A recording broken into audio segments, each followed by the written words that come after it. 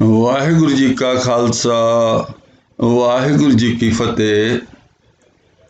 सूरज प्रकाश ग्रंथ के उत्ते जिहड़ी साडी विचार लड़ी चल रही है, बीबी कौलां ਅਤੇ गुरु हरगोबिंद साहब के संबंध विच जिहड़ी कहानी कवि संतोख सिंह ने लिखी है, पिछली वीडियो विच असीं इत्थों तक विचार कीती सी कि काजी बीबी कौलां जी का जो पिता सी वो अमृतसर विखे पैसे लैण आया सी। जदों उसनूं पता लगा कि उसकी धी कौलां नूं गुरु हरगोबिंद साहब घर तो कढ़ के अमृतसर लै आए हैं, तो वो बहुत ही नमोशी विच, बहुत गुस्से विच इत्थों वापस लाहौर लई रवाना हो गया सी। उसने जाके उत्थे बादशाह शाहजहां दे कोल शिकायत की थी। उत्थे शिकायत जदों की तो उत्थे एक वजीर खां नाम का एक जरनैल जो शाहजहां दी जो दरबार विच कहा जाता है, वो गुरु घर दा सिख सी। उसने शाहजहां नूं कहा इहदे विच गुरु हरगोबिंद साहब की कोई गलती नहीं है, ये काजी की गलती है। लड़की नूं मारदा सी, नौजवान लड़की सी, उसकी शादी नहीं की सी, ते वो लड़की गुरु हरगोबिंद साहब दे कोल गई है। उसने सहारा दिता है। इसियां छोटियां मोटियां गल्लां ते सानू लड़ाई नहीं करनी चाहिए। पिछला इतिहास दस्या कि किवें जहांगीर दे टाइम विच इन्हां दे पिता गुरु अर्जन देव जी नूं शहीद कीता सी।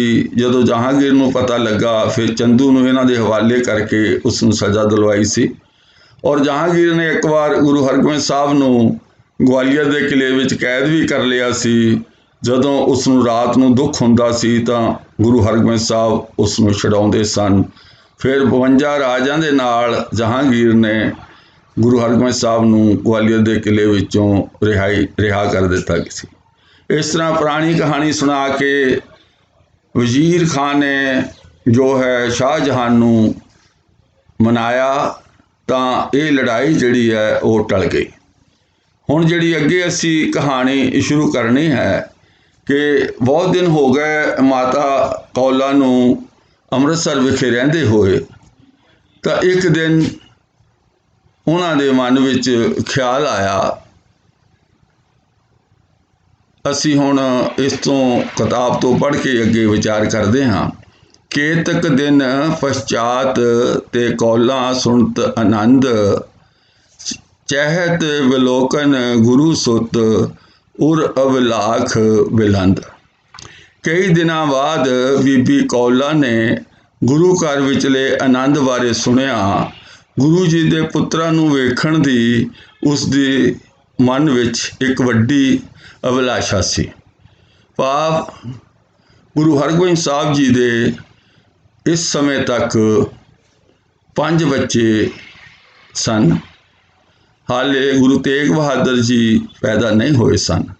भाव इसका जे सन मिथीए तो ये 1619 बनता है, क्योंकि बाबा अटल का जन्म जो है 1619 ईस्वी विच होया सी।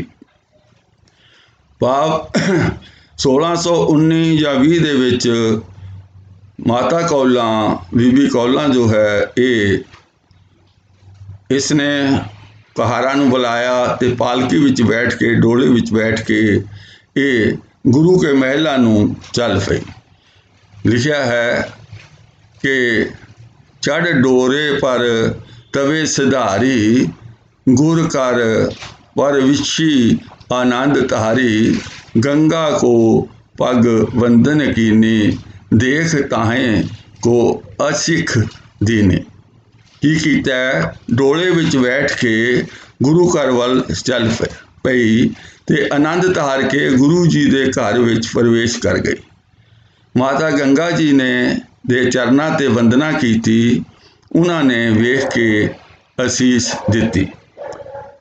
उस तो उपरंत गुरु साहब दियाँ जो 3 ਪਤਨੀਆਂ ਨੂੰ ਮਿਲੀ, ਬੜੇ ਪਿਆਰ ਦੇ ਨਾਲ ਉਹਨਾਂ ਨੂੰ ਮਿਲੀ, ਤਾਂ ਫਿਰ ਅੱਗੇ ਕੀ ਸਾਰਾ ਕੁਛ ਉਹ ਵੇਰਵਾ ਦਿੱਤਾ ਹੋਇਆ ਕਿ 5 ਬੱਚਿਆਂ ਦੇ ਨਾਲ, 4 ਪੁੱਤਰ ਤੇ 1 ਪੁੱਤਰੀ ਬੇਟੀ ਦੇ ਨਾਲ ਕੌਲਾਂ ਨੇ ਬਹੁਤ ਲਾਡ ਪਿਆਰ ਕੀਤਾ ਹੈ। ਔਰ ਹਰ ਬੱਚੇ ਦੇ ਬਾਰੇ ਅੱਗੇ ਪੂਰਾ ਬਿਆਨ ਕੀਤਾ ਹੈ ਕਿ ਉਸ ਸਮੇਂ ਜੋ ਬਾਬਾ ਗੁਰਦਿੱਤਾ ਜੀ ਸਨ, ਉਹ ਦੌੜੇ ਫਿਰਦੇ ਸਨ, ਵਿਹੜੇ ਵਿੱਚ ਦੌੜੇ ਫਿਰਦੇ ਸਨ। ਉਹਨਾਂ ਨੇ ਜਿਹੜੇ ਗਹਿਣੇ ਪਾਏ ਹੋਏ ਸਨ, ਉਹ ਬੜੇ ਆਵਾਜ਼ ਸੰਗੀਤ ਪੈਦਾ ਕਰਦੇ ਸਨ। ਉਸ ਤੋਂ ਬਾਅਦ ਬੀਬੀ ਵੀਰੋ ਜਿਹੜੀ ਹੈ, ਉਹ ਦਾਸੀ ਦੀ ਗੋਦੀ ਵਿੱਚ ਖੇਲ ਰਹੀ ਸੀ, ਔਰ ਸੂਰਜਮਲ ਜੋ ਹੈ ਪੋਲੇ ਪੋਲੇ ਪੈਰੀਂ ਚੱਲ ਰਹੇ ਸਨ। ਭਾਵ ਉਹਨਾਂ ਦਾ ਸਰੀਰ ਇੰਨਾ ਤਾਕਤ ਨਹੀਂ ਫੜਿਆ ਸੀ, ਬੜੀ ਹੌਲੀ ਹੌਲੀ ਮੁਸ਼ਕਲ ਨਾਲ ਚੱਲਦੇ ਸਨ। ਤੇ ਅਣੀ ਰਾਏ ਜੀ ਵਿਹੜੇ ਵਿੱਚ ਰਿੜ ਰਹੇ ਸਨ, ਔਰ ਜੋ ਬਾਬਾ ਅਟਲ ਜੀ ਉਹ ਹਾਲੇ ਗੋਦੀ ਵਿੱਚ ਸਨ, ਬਹੁਤ ਛੋਟੇ ਸਨ। ਭਾਵ ਪੂਰੇ ਬੱਚਿਆਂ ਦਾ ਵੇਰਵਾ ਇਸ ਵਿੱਚ ਦਿੱਤਾ ਹੋਇਆ।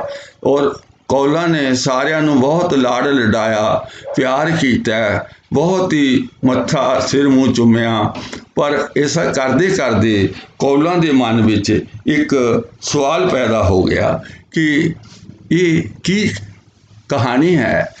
ਮੈਂ ਵੀ ਇਸ ਘਰ ਵਿੱਚ ਰਹਿੰਦੀ ਹਾਂ, ਪਰ ਇੱਧਰ ਕਿੰਨੇ ਸੁੰਦਰ ਬੱਚੇ ਨੇ, ਕਿੰਨਾ ਹੱਸਦਾ ਖੇਡਦਾ ਪਰਿਵਾਰ ਹੈ, ਪਰ ਮੇਰੇ ਕੁਝ ਵੀ ਨਹੀਂ। ਇੱਕ ਗੱਲ ਮੈਂ ਬਾਰ-ਬਾਰ ਦੱਸ ਦੇਵਾਂ, ਇਸ ਕਹਾਣੀ ਨਾਲ ਮੈਂ ਬਿਲਕੁਲ ਸਹਿਮਤ ਨਹੀਂ ਹਾਂ। ਇਹ ਕਹਾਣੀ ਸੱਚੀ ਇਤਿਹਾਸਕ ਕਹਾਣੀ ਨਹੀਂ ਹੈ, ਸਗੋਂ ਇਹ ਸਾਡੇ ਗੁਰੂ ਸਾਹਿਬ ਸ੍ਰੀ ਗੁਰੂ ਹਰਗੋਬਿੰਦ ਸਾਹਿਬ ਦੇ ਜੀਵਨ ਜੋ ਕਰੈਕਟਰ ਨੂੰ ਦਾਗੀ ਕਰਨ ਵਾਲੀ ਹੈ। ਇਹ ਕਵੀ ਨੇ ਜਾਣਬੁੱਝ ਕੇ ਅਜਿਹੀ ਕਹਾਣੀ ਲਿਖ ਕੇ ਇਹ ਗ੍ਰੰਥ ਵਿੱਚ ਪਾਈ ਹੈ, ਤੇ ਇਸ ਕਰਕੇ ਮੈਂ ਸਿਰਫ ਇਸ ਨੂੰ ਦੱਸ ਰਿਹਾ ਹਾਂ। ਅੱਗੇ ਇਸ ਦੀ ਵਿਚਾਰ ਕਰਾਂਗੇ ਵੀ ਕੀ ਗਲਤੀਆਂ ਕਵੀ ਕਹਿਣਾ ਕੀ ਚਾਹੁੰਦਾ ਹੈ, ਕਿਉਂ ਐਸਾ ਕਰ ਰਿਹਾ ਹੈ, ਇਹ ਅਸੀਂ ਅੱਗੇ ਵਿਚਾਰ ਕਰਾਂਗੇ। ਤੇ ਅੱਗੇ ਇਸ ਵਿੱਚ ਲਿਖਿਆ ਹੈ ਕਿ ਕੀ ਹੈ ਕਿ ਕੌਲਾਂ ਕਹਿ ਰਹੀ ਹੈ ਕਿ ਪਿਖਤ ਚਿਤ ਮੈਂ ਫੁਰਮਾਈ, ਮੁਝ ਤੇ ਸੰਤਤ ਕਿਉਂ ਨਾ ਉਪਾਈ। ਤਿਨ ਤੇ ਉਪਜੈ ਪੁੱਤਰ ਪਰਵੀਨਾ, ਤਨ ਸੁੰਦਰ ਬਲ ਮੈਂ ਹੋਏ ਪੀਨਾ। ਇਹ ਸੋਚਣ ਲੱਗੀ, ਵੇਖਦਿਆਂ ਕੋਈ ਬੱਚਿਆਂ ਨੂੰ ਦੇਖਿਆ, ਬੜਾ ਪਿਆਰ ਕੀਤਾ, ਪਰ ਮਨ ਵਿੱਚ ਇੱਕ ਚਾਹਤ ਪੈਦਾ ਹੋ ਗਈ। ਵੇਖਦਿਆਂ ਚਿੱਤ ਵਿੱਚ ਇਹ ਫੁਰਨਾ ਫੁਰਿਆ ਕਿ ਮੇਰੇ ਪਾਸੋਂ ਸੰਤਾਨ ਕਿਉਂ ਪੈਦਾ ਨਹੀਂ ਕਰਵਾਈ ਹੈ।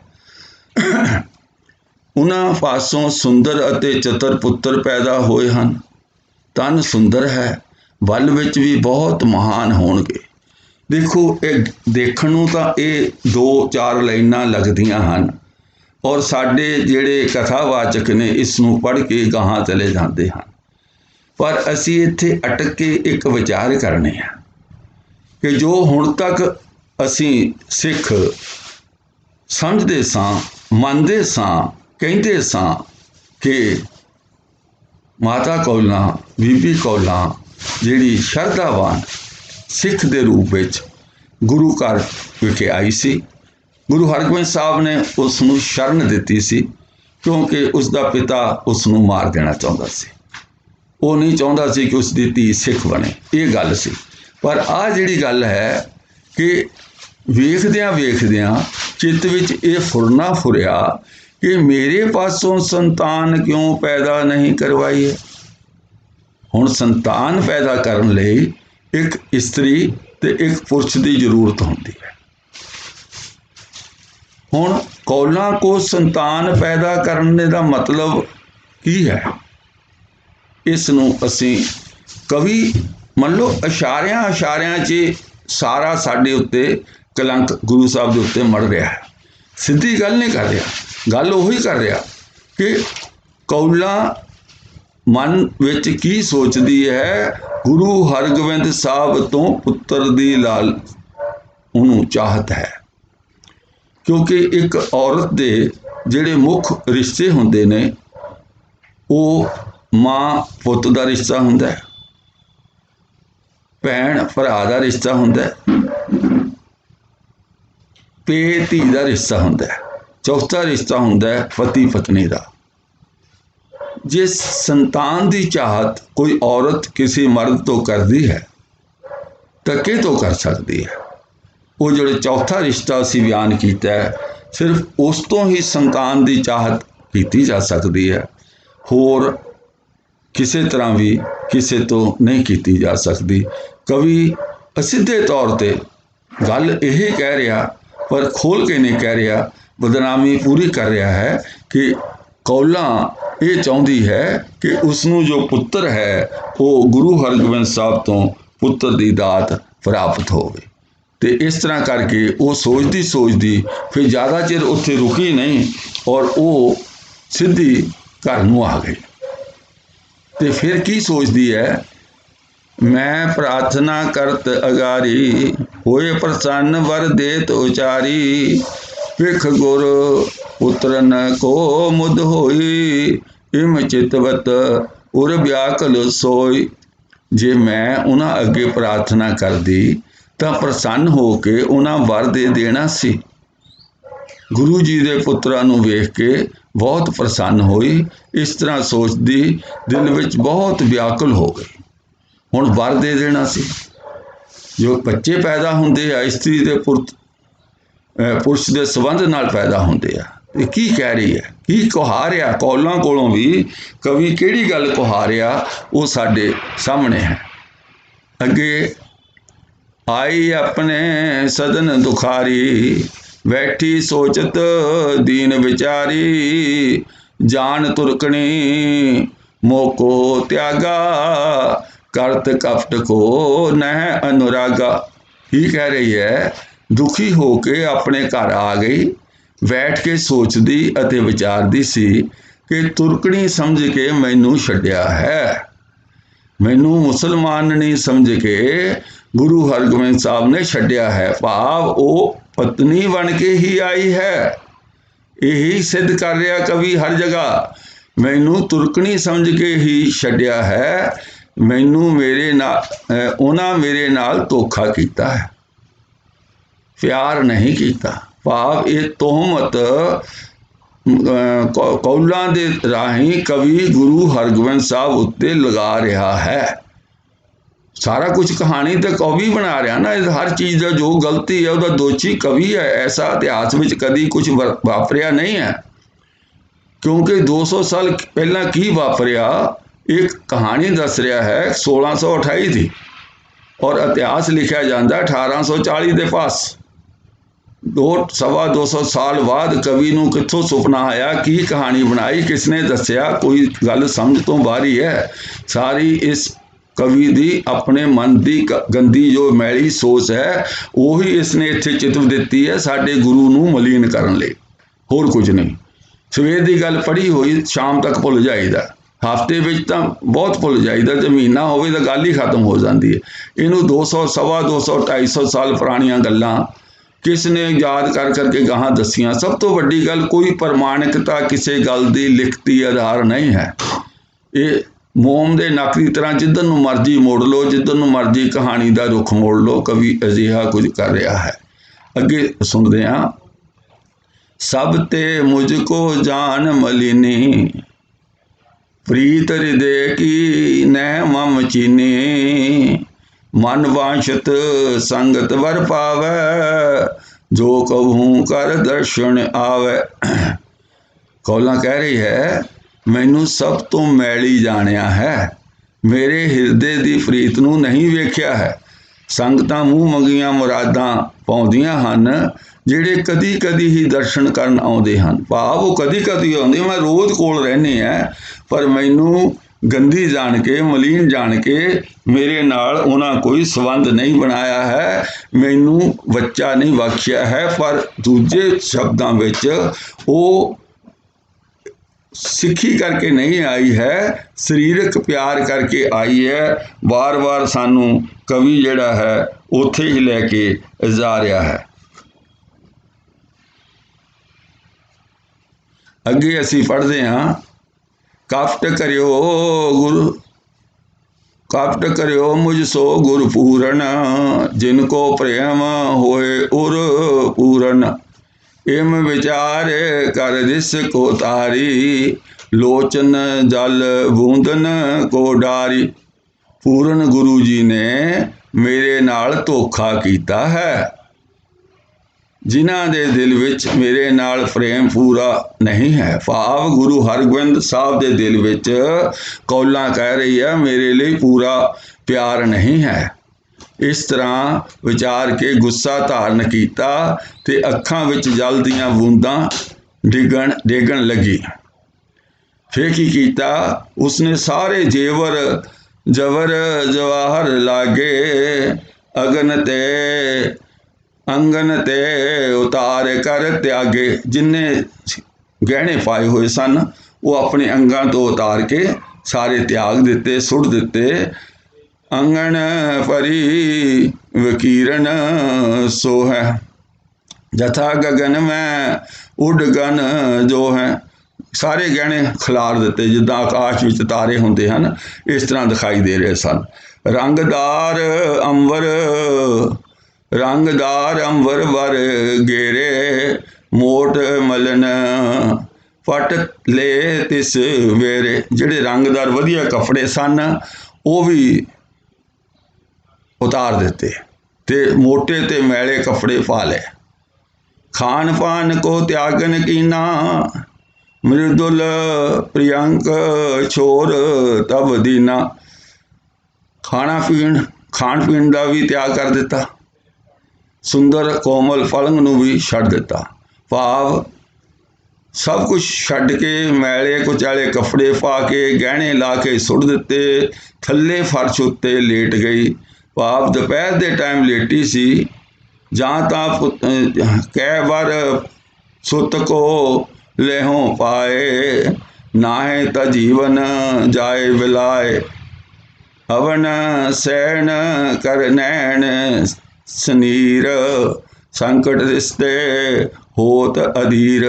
हुण एक आरदी दा पार दी गल कौलां कर रही है, जां तां पुत्तर दा वर लवांगी, नहीं तो जीवन छड्ड देवांगे, सुसाइड कर लेंगे, आत्म हत्या कर लेंगे। दोनों चो एक चीज़, जां पुत्तर चाहिए जां फिर मैं इस दुनिया च नहीं रहना।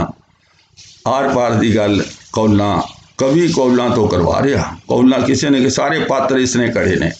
धरती ते लेट के नेत्र जल सहत कीते, क्रोध ते संकट करके धीरज रह हो गई। इस तरह करके कौलां जो है अगे जिहड़ी है ये सारी कहानी है। अगे असी चलते हैं, अगे जिहड़ी गल, क्योंकि प्रसंग बड़ा लंबा है। अगे यही कीता होया गुरु साहब नूं दोष मड़ रही है, गल्लां बातां कर रही है, गुरु साहब की वडियाई भी कर रही है, पर अखीर दे विच की करदी है ये सुनो। भगत वत्स जो बिरद उदारा, उर गाडो कर अंगीकारा। अपर नेम प्राण त्यागे जाए, प्रिय को हित नह तजियो कदाए। भगतां नूं प्यार करन दा जिहड़ा वड्डा धर्म सी, उसनूं अपने जीव विच चंगी तरह अंगीकार कीता। होर सारे नेम त्यागे जा सकते हैं, पर अपने प्यारे दे हित नूं कदी भी छड्डिया नहीं सी। उस तो बाद जे कौलां जो कहती है,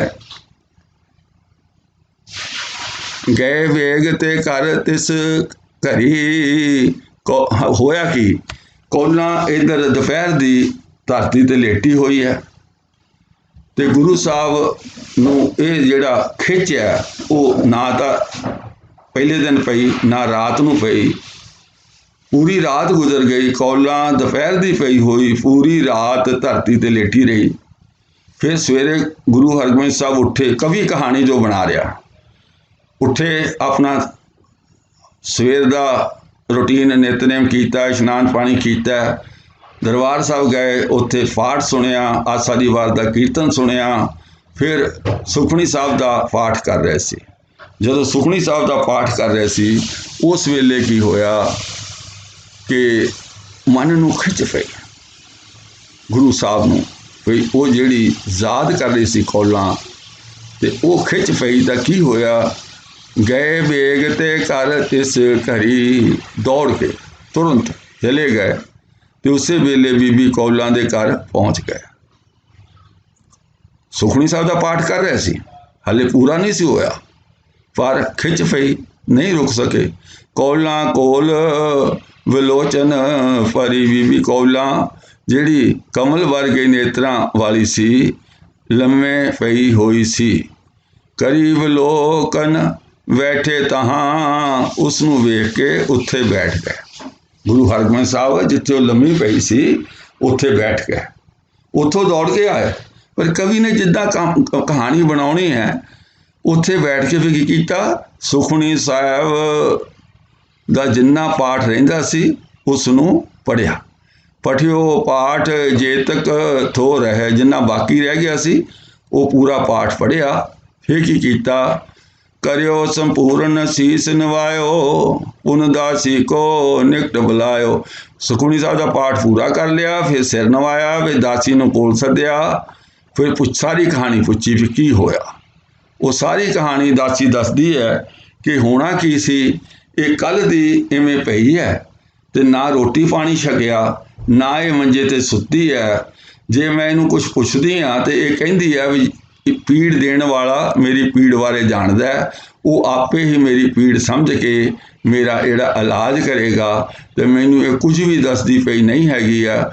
ਅੱਗੇ ਗੱਲ ਹੁੰਦੀ ਆ ਕੌਲਸਰ, ਅਗਲਾ ਅਧਿਆਇ ਹੈ 58ਵਾਂ 58 ਜਿਹੜਾ ਚੈਪਟਰ ਹੈ, ਇਹਦੇ ਵਿੱਚ ਕੌਲਸਰ ਦੀ ਕਹਾਣੀ ਹੈ। ਕਿਵੇਂ ਹੁੰਦਾ ਉਹ ਸਾਰੀ ਗੱਲ ਆਪਾਂ ਦੇਖਦੇ ਹਾਂ। ਕੀ ਹੁੰਦਾ, ਵਾਂਛਤ ਕਹਿਤ ਪ੍ਰਥਮ ਹਮ ਪਾਸ, ਸੋ ਕਰ ਦੇਤੇ ਕਾਰਜ ਰਾਸ, ਕਿਉਂ ਇਤਨੋ ਤਨ ਪਾਏ ਵਿਖਾਦੂ, ਬਿਨ ਆਜ ਤੇ ਨਿਤ ਅਹਲਾਦੂ। ਆਪਣੇ ਦਿਲ ਦੀ ਇੱਛਾ ਪਹਿਲਾਂ ਸਾਡੇ ਪਾਸ ਕਹੋ। ਕੌਣ ਕਹਿ ਰਿਹਾ, ਗੁਰੂ ਹਰਗੋਬਿੰਦ ਸਾਹਿਬ ਕੌਲਾਂ ਨੂੰ ਕਹਿ ਰਹੇ ਨੇ, ਜਿਹੜੀ ਤੁਹਾਡੇ ਮਨ ਵਿੱਚ ਭਾਵਨਾ ਹੈ, ਜੋ ਤੁਹਾਨੂੰ ਚਾਹੀਦਾ ਹੈ, ਉਹ ਗੱਲ ਮੇਰੇ ਨਾਲ ਕਰੋ ਨਾ, ਉਹ ਤੇਰਾ ਕਾਰਜ ਪੂਰਾ ਕਰ ਦਿੰਦੇ ਹਾਂ।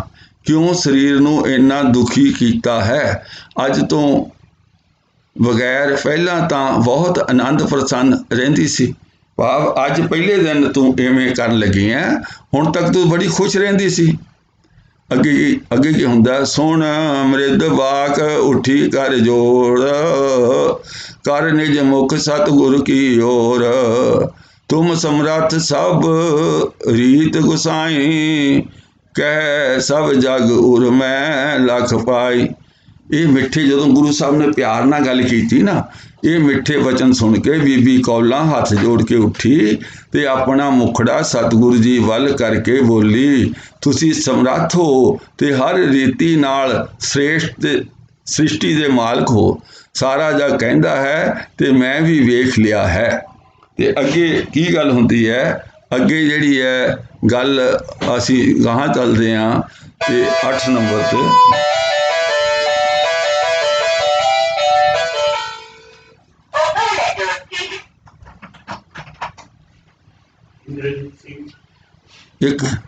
ਇੱਕ ਚਿੰਤਾ ਇਸ ਜਗ ਕੀ ਭਾਰੀ, ਸੋ ਨਾ ਮਿਟੇ ਜੇ ਸ਼ਰਨ ਤੁਮਾਰੀ, ਤੋ ਨਿਰਭਾਗ ਪਈ ਤਿਸ ਦਿਸ ਤੇ, ਮੋਹਿ ਨਾ ਦੇ ਲੈ ਜਗ ਜਿਸ ਤੇ। ਪਰ ਇਸ ਜਗਤ ਦੀ ਇੱਕ ਚਿੰਤਾ ਬਹੁਤ ਵੱਡੀ ਹੈ, ਉਹ ਨਹੀਂ ਮਿਟਦੀ ਹੈ, ਉਹ ਨਹੀਂ ਮਿਟਦੀ ਜੇ ਤੁਹਾਡੀ ਸ਼ਰਨ ਨਾ ਲਵਾਂ। ਇਸ ਕਰਕੇ ਉਸੇ ਪਾਸੇ ਤੋਂ ਭਾਗਹੀਣਾ, ਭਾਵ ਹੋਰ ਮੇਰੇ ਕੋਲ ਸਭ ਕੁਝ ਹੈ, ਇੱਕ ਚੀਜ਼ ਦੀ ਥੋੜ੍ਹ ਹੈ। ਇਸ ਕਰਕੇ ਮੈਂ ਤੁਹਾਡੇ ਤੋਂ ਉਹ ਮੰਗਣਾ ਚਾਹੁੰਦੀ ਹਾਂ। ਉਹ ਚੀਜ਼ ਕਿਹੜੀ ਹੈ, ਇਹ ਜਗ ਇਸ ਤੋਂ ਲੈਂਦਾ ਹੈ।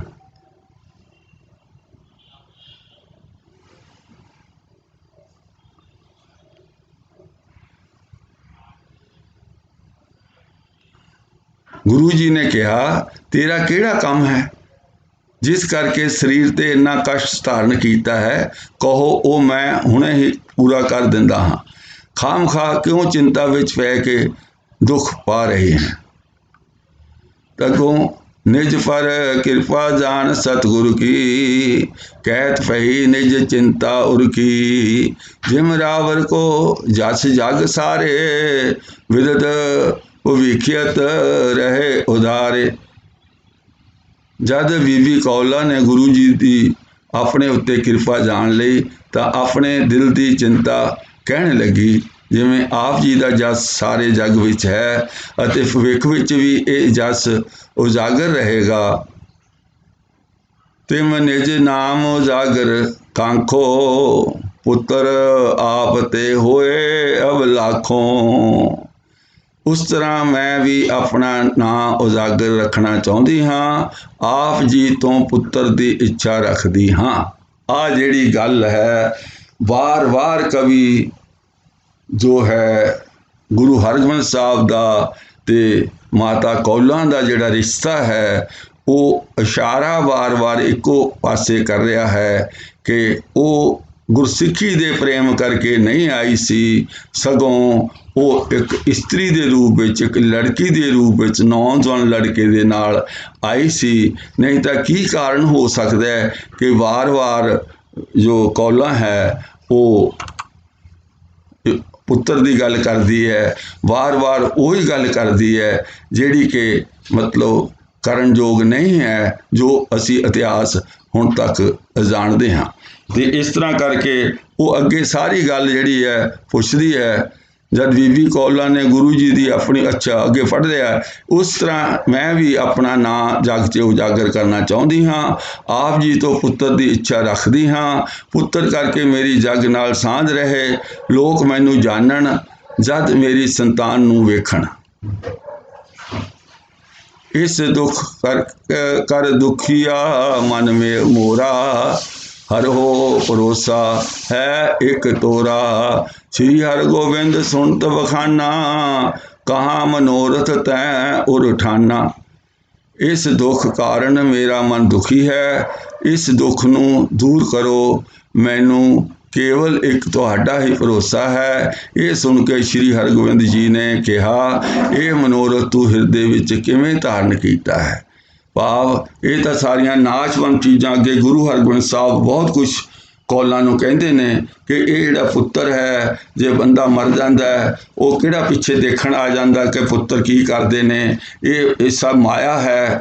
भाव उस दे मन नूं समझाउंदे हन ते आखिर जिहड़ी गल मुकदी है वो ये है कि कौलसा जिहड़ा तलाव है, भी माता कौला नूं कहा ये तेरे नाम ते एक तलाब बना दिंने आ। जदों हरमंदर साहब अमृतसर के तलावां की गिनती होएगी, तेरे तलाब का भी नाम आएगा। जिहड़े लोग इत्थे आके इशनान करनगे उन्हां दे दुख दूर होणगे, तेरा नाम सदा लई देशां विदेशां विच चलदा रहेगा। ये सारे प्रसंग की जिहड़ी असी विचार कर रहे हैं, विचार करन दा इक्को एक कारण है कि इस लिखारी ने गुरु हरगोबिंद साहब की शख्सियत नूं मलीन कीता है, गंदा कीता है। और वो जो शख्सियत मलीन कीती है उस दे उत्ते ही सारी गल दी चोट है कि सारी कहानी ये है कि गुरु साहब नूं जो उन्हां दे उत्ते उन्हां दा जिहड़ा रोल है वो जो कृष्ण होया द्वापर दे विच उस दे नाल मिलाण दी कोशिश की गई है। जो कृष्ण महाराज होए ने उन्हां दे नाल मिलाण की कोशिश की गई है त्रेते दे विच, ते उस दे नाल इन्हां ने मिला के मतलब गुरु साहब का करैक्टर भी उहो जिहा बनाउण की कोशिश की गई है। तो ये जिहड़ी गल है कि असी जो समझते हैं, जो इतिहास असी हुण तक पढ़ते सुनते हैं, उस सारे नूं मलीन करके इस कवि ने लिखिया है। तो अगे असी देखते हैं, सुन कौलां पुन गुर संग कहो, आप यथारथ मम हित चहो। तो सुनो मैं गमनी मंदर, पुत्र पिखे रावर के सुंदर। फिर कौला कहती है मेरी गल सुनो। ये सुन के बीबी कौला ने फिर गुरु जी नूं कहा, तुसी ठीक ही मेरा चित हित चाहुंदे हो, फिर भी सुनो। कल मैं तुहाडे महलों विच गई सी, आप जी दे सुंदर ਪੁੱਤਰਾਂ ਨੂੰ ਵੇਖਿਆ। ਜਿਨ ਜਿਨ ਤੇ ਸੁਤ ਜਨਮੇ ਅਹੈ, ਤਿਨਕੇ ਨਾਮ ਜਗਤ ਮੈਂ ਰਹੈ। ਮਰੇ ਪਿਛਾਰੀ ਨਾਮ ਨਾ ਮੇਰੋ, ਕਿਮ ਕੋ ਲਹੇ ਨਹੀਂ ਕਿਛ ਹੇਰੋ। ਜਿਨ੍ਹਾਂ ਜਿਨ੍ਹਾਂ ਤੋਂ ਪੁੱਤਰ ਜਨਮੇ ਹਨ, ਉਹਨਾਂ ਦੇ ਨਾਮ ਜਗਤ ਵਿੱਚ ਰਹਿਣਗੇ। ਮਰਨ ਬਾਅਦ ਮੇਰਾ ਨਾਮ ਨਹੀਂ ਰਹੇਗਾ, ਕਿਵੇਂ ਕੋਈ ਮੇਰਾ ਨਾਮ ਲਵੇਗਾ। ਮੈਂ ਕੁਝ ਨਹੀਂ ਵੇਖ ਰਹੀ। ਭਾਵ ਮੋੜ ਕੇੜ ਕੇ ਕੌਲਾਂ ਜੋ ਹੈ ਉਹ ਪੁੱਤਰ ਦੀ ਅਭਿਲਾਸ਼ਾ ਰੱਖਦੀ ਹੈ ਗੁਰੂ ਹਰਗੋਬਿੰਦ ਸਾਹਿਬ ਜੀ ਤੋਂ, ਤੇ ਗੁਰੂ ਹਰਗੋਬਿੰਦ ਸਾਹਿਬ ਉਸ ਨੂੰ ਨਸੀਹਤਾਂ ਦਿੰਦੇ ਨੇ ਕਿ ਇਹ ਤਾਂ ਮਾਇਆ ਹੈ, ਇਹ ਤਾਂ ਇੱਥੇ ਰਹਿ ਜਾਣਾ ਹੈ, ਅਸੀਂ ਅੱਗਾ ਸਵਾਰੀਏ। ਇਸ ਤਰ੍ਹਾਂ ਫਾਈਨਲੀ ਅਖੀਰ ਵਿੱਚ ਗੁਰੂ ਹਰਗੋਬਿੰਦ ਸਾਹਿਬ ਮਤਲਬ ਕਵੀ ਨੇ ਜੋ ਕਹਾਣੀ ਬਣਾਈ ਹੈ, ਕੌਲਾਂ ਨੂੰ ਸਮਝਾਉਣ ਵਿੱਚ ਸਮਰੱਥ ਹੁੰਦੇ ਨੇ।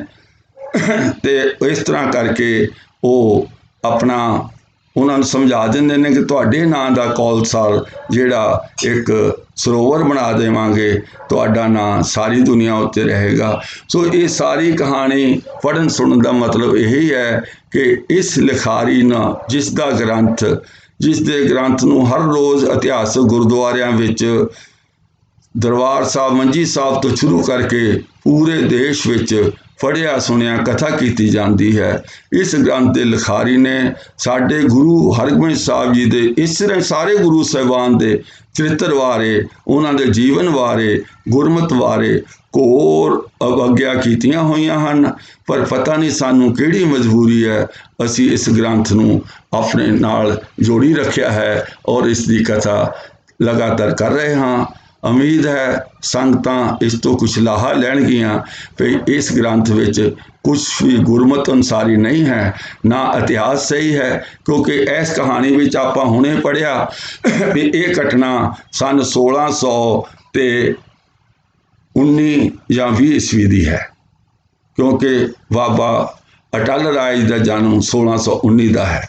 ਜਦ ਕਿ ਅਸੀਂ ਜਦੋਂ ਇਸ ਬੀਬੀ ਕੌਲਾਂ ਤੇ ਗੁਰੂ ਸਾਹਿਬ ਦਾ ਜੇ ਇਹ ਪ੍ਰਸੰਗ ਸ਼ੁਰੂ ਕੀਤਾ ਸੀ, ਉਸ ਵੇਲੇ ਇਹ ਸਾਫ਼ ਲਿਖਿਆ ਹੋਇਆ ਵੀ ਘੋੜਾ ਉਦੋਂ ਖੋਇਆ ਗਿਆ ਸੀ ਜਦੋਂ ਜਹਾਂਗੀਰ ਮਰ ਚੁੱਕਾ ਸੀ ਤੇ ਸ਼ਾਹਜਹਾਨ ਜਿਹੜਾ ਗੱਦੀ ਤੇ ਬੈਠਾ ਸੀ। ਇਹ ਗੱਲ ਫਰਵਰੀ 1628 ਦੀ ਬਣਦੀ ਹੈ, ਪਰ ਇੱਧਰ 1619-20 ਦੇ ਵਿੱਚ ਕੌਲਾਂ ਜੋ ਹੈ ਮਹਿਲਾਂ ਵਿੱਚ ਜਾ ਕੇ 5 ਬੱਚਿਆਂ ਨੂੰ ਮਿਲਦੀ ਹੈ। ਇਸ ਕਰਕੇ ਇਤਿਹਾਸਕ ਪੱਖੋਂ ਵੀ ਕੋਰਾ ਝੂਠ ਹੈ, ਕੋਰੀ ਬਿਲਕੁਲ ਗਲਤ ਹੈ, ਤੇ ਨਾ ਹੀ ਇਹ ਸਾਡੇ ਗੁਰਮਤਿ ਦੇ ਅਨੁਸਾਰੀ ਹੈ, ਨਾ ਹੀ ਗੁਰੂ ਸਾਹਿਬਾਨ ਦੀ ਸ਼ਖਸੀਅਤਾਂ ਨੂੰ ਉਭਾਰਦਾ ਹੈ, ਸਗੋਂ ਉਹਨਾਂ ਨੂੰ ਮਤਲਬ ਵਿਗਾੜਦਾ ਹੈ, ਉਹਨਾਂ ਨੂੰ ਮਲੀਨ ਕਰਦਾ ਹੈ। ਤਾਂ ਇਹ ਸਿੱਖ ਸੰਗਤਾਂ ਨੇ ਸੋਚਣਾ ਕਿ ਇਸ ਨੂੰ ਅਸੀਂ ਰੱਖਣਾ ਜਾਂ ਛੱਡਣਾ, ਜਾਂ ਇਹਦੀ ਕਿਹੜੀ ਜਗ੍ਹਾ ਤੇ ਇਹਨੂੰ ਰੱਖਣਾ। ਘੱਟੋ ਘੱਟ ਗੁਰਦੁਆਰਿਆਂ ਦੇ ਗੁਰੂ ਗ੍ਰੰਥ ਸਾਹਿਬ ਦੇ ਬਰਾਬਰ ਮਤਲਬ ਉਹਨਾਂ ਦੀ ਹਜ਼ੂਰੀ ਵਿੱਚ ਰੁਮਾਲੇ ਦੇ ਕੇ ਮੰਜੀਆਂ ਉੱਤੇ ਰੱਖ ਕੇ ਇਸ ਦੀ ਕਥਾ ਗੁਰਦੁਆਰਿਆਂ ਵਿੱਚ ਤਾਂ ਨਹੀਂ ਹੋਣੀ ਚਾਹੀਦੀ। ਵੈਸੇ ਕਿਸੇ ਨੇ ਆਪਣੀ ਰੈਫਰੈਂਸ ਲਈ ਰੱਖਣਾ, ਉਹਦੀ ਮਰਜ਼ੀ ਆ, ਪਰ ਗੁਰੂ ਗ੍ਰੰਥ ਸਾਹਿਬ ਦੇ ਨਾਲ ਗੁਰਮਤਿ ਨਾਲ ਇਸ ਗ੍ਰੰਥ ਦਾ ਕੋਈ ਲੇਗਾ ਦੇਗਾ ਨਹੀਂ ਹੈ, ਕੋਈ ਸਾਂਝ ਨਹੀਂ ਹੈ। ਸਗੋਂ ਇਸ ਗ੍ਰੰਥ ਦੇ ਹੁੰਦਿਆਂ ਗੁਰਮਤਿ ਦੀ ਕੋਈ ਇੱਕ ਜਿਹੜੀ ਹੈ ਇੱਕ ਪੁਆਇੰਟ ਵੀ ਜਿਉਂਦਾ ਨਹੀਂ ਰਹਿ ਸਕਦਾ। ਸਾਰੇ ਖਤਮ ਹੋ ਜਾਣਗੇ, ਗੁਰਮਤਿ ਪੂਰੀ ਖਤਮ ਹੋ ਜਾਏਗੀ। ਗੁਰਸਿੱਖਾਂ ਦੀ ਗੁਰੂਆਂ ਦੀ ਸ਼ਖਸੀਅਤ ਨੂੰ ਇਹ ਦਾਗਦਾਰ ਕਰੇਗਾ। ਜਿੰਨਾ ਛੇਤੀ ਹੋ ਸਕੇ ਇਸ ਗ੍ਰੰਥ ਤੋਂ ਛੁਟਕਾਰਾ ਪਾਇਆ ਜਾਵੇ। ਹੁਣ ਅੱਜ ਦੀ ਵੀਡੀਓ ਇੰਨੀ ਹੈ, ਵਿਚਾਰ ਕਰਦੇ ਹਾਂ ਕਈ ਗੱਲਾਂ ਅੱਗੇ ਪਿੱਛੇ ਹੋ ਗਈਆਂ ਹੋਣਗੀਆਂ, ਗਲਤੀ ਹੋ ਗਈ ਹੋਵੇਗੀ ਤਾਂ ਮਾਫ ਕਰਨਾ। ਅੱਗੇ ਤੋਂ ਕੋਸ਼ਿਸ਼ ਕਰਾਂਗੇ ਹੋਰ ਵਧੀਆ ਢੰਗ ਨਾਲ ਪੇਸ਼ ਕਰਾਂਗੇ। ਇੱਕ ਬੇਨਤੀ ਵਾਰ-ਵਾਰ ਕਰਦੇ ਹਾਂ ਭਾਈ, ਜੇ ਵੀਡੀਓ ਪਸੰਦ ਆਉਣ ਤਾਂ ਅੱਗੇ ਤੋਂ ਅੱਗੇ ਇਹ ਲੋਕਾਂ ਤੱਕ ਸਾਂਝੀਆਂ ਕਰੋ, ਪਹੁੰਚਾਓ, ਤੇ ਚੈਨਲ ਸੱਚ ਦੀ ਖੋਜ ਵਿਦ ਬਲਦੇਵ ਸਿੰਘ MA ਨੂੰ ਸਬਸਕ੍ਰਾਈਬ ਕਰੋ ਤਾਂ ਕਿ ਇਹ ਜੋ ਸੱਚ ਦੀ ਲੋਹ ਹੈ, ਸੱਚ ਦਾ ਗਿਆਨ ਹੈ, ਘਰ ਘਰ ਤੱਕ ਪਹੁੰਚ ਸਕੇ। ਆਓ ਫਤਿਹ ਬੁਲਾਈਏ। ਵਾਹਿਗੁਰੂ ਜੀ ਕਾ ਖਾਲਸਾ, ਵਾਹਿਗੁਰੂ ਜੀ ਕੀ ਫਤਿਹ।